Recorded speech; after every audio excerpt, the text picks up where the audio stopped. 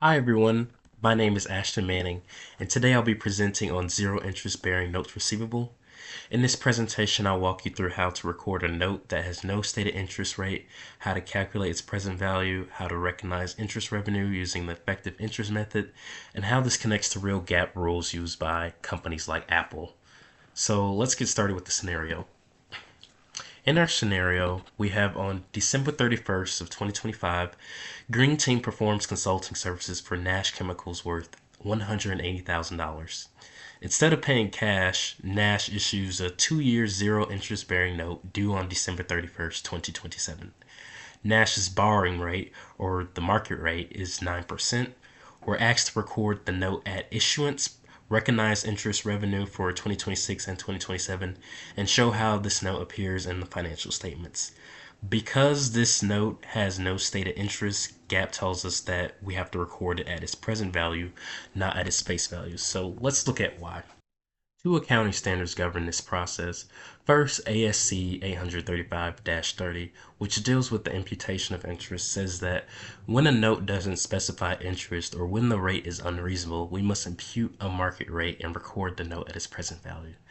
And second, ASC 310, which covers receivables, requires that long-term receivables be recorded at their fair value, meaning the present value of future cash flows discounted using the market rate.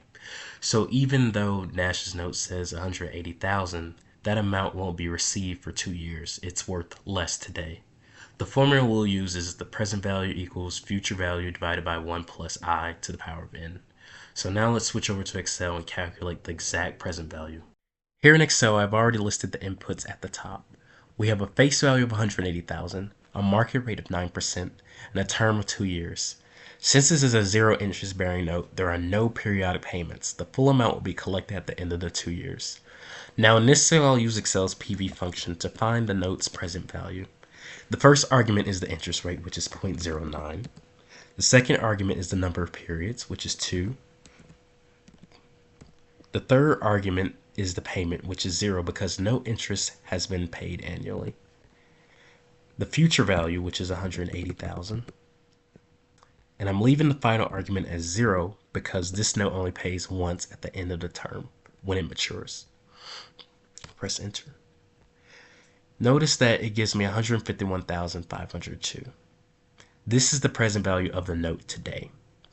If we take 180,000, which is our face value, minus the 151,502.40, that'll give us our discount on the notes receivable. So let's do that.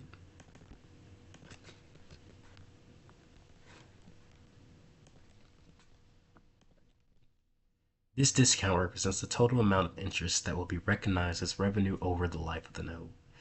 Now let's move down to the amortization schedule to see how that discount is recognized each year. For 2026, we start with the beginning carrying value of 151,502. That's the present value we just calculated. We multiply that times the 9% market rate to get the year's interest revenue. Then to find the ending carrying value, we add that to the interest of the beginning balance of 151,552 plus the interest revenue. That means by the end of 2026, the note's carrying value increases by the amount of the interest revenue earned. In 2027, we start with a new carrying value of 165,138. Multiplying that by the 9% rate gives us the new interest revenue for 2027.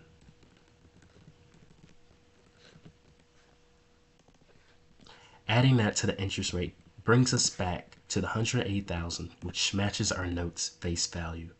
This confirms the discount of 28,498 has been fully amortized over 2 years.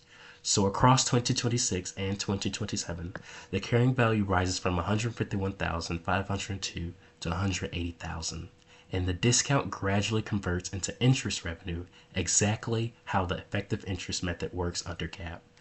Now that we've completed the Excel portion, let's switch back to PowerPoint and see how these numbers appear on the financial statements. Now that we've determined the present value, we can record the initial journal entry on December 31st, 2025. Here we debit notes receivable for $180,000, which represents the total amount to be received at maturity. We credit service revenue for $151,502, which is the note's present value and fair value of consulting services performed. The difference between the two, $28,498, is credited to discount on note receivable. This discount represents unearned revenue, meaning interest that hasn't yet been earned but will be recognized over a 2-year life of the note. In 2026, we recognized $13,635 is interest revenue using the effective interest method. The journal entry is debit discount on note receivables $13,635, credit interest revenue $13,635. This might seem confusing at first, so let me explain what's happening behind the scenes. The $13,635 is not subtracted from the note. It's actually increasing the note's carrying value. That's because the discount on note receivable account is a contra asset, meaning it reduces the note's value. When we debit that account for $13,635, we're reducing the discount, which raises the net carrying value from $151,502 to $165,137. In other words, the interest revenue you earn each year fills in part of the discount gap, gradually bringing the note's carrying value up to its face value. For 2027, the beginning carrying value is $165,138. Multiply that by 9% and we get $14,862 in interest revenue. The entry is debit discount on note receivable $14,862, credit interest revenue $14,862. That fully eliminates the discount, bringing the carrying value to $180,000. When Nash Chemicals pays off the note, we record debit cash $180,000, credit notes receivable for $180,000. Here's how everything ties into the financial statements. On the balance sheet, we show that the note is at its $180,000 face value less the unamortized discount. The carrying value increases from $151,502 in 2025 to $165,138 in 2026, and finally to $180,000 in 2027. On the income statement, we recognize interest revenue of $13,635 in 2026 and $14,863 in 2027. The reason you don't see those numbers on the balance sheet is because interest revenue is not part of the asset, it's part of the income. But the interest revenue is what reduces the discount each year, which in turn increases the asset's carrying value until it equals face value. This reflects how GAAP's matching principle works. We recognize interest income gradually in proportion to the growth in the asset's value. To connect this to real-world reporting, here's Apple Incorporation's 2024 10-K filing. On the top, in the highlighted box, you'll see Apple lists vendor non-trading receivables measured at amortized cost, which follows ASC 310. On the bottom, you'll see Apple's term debt disclosure, which explains the effective interest rates included in the amortization of the discount or premium. That's the same process we just used, but applied to liability instead of an asset. Both follow ASC 835-30, which governs how interest is recognized when there's a discount or premium. So the same effective interest logic you saw in our example is what Apple applies in its actual financial statements. Let's move on to some common mistakes. Common errors include recording the note at its face value instead of present value, forgetting to use effective interest method, or subtracting interest revenue from carrying value instead of increasing it. Remember that interest revenue reduces the discount, not the note itself.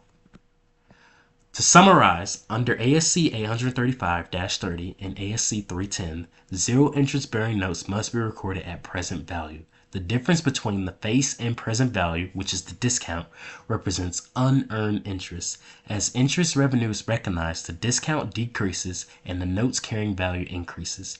At maturity, the carrying value equals the note's face value and the total interest revenue equals the original discount.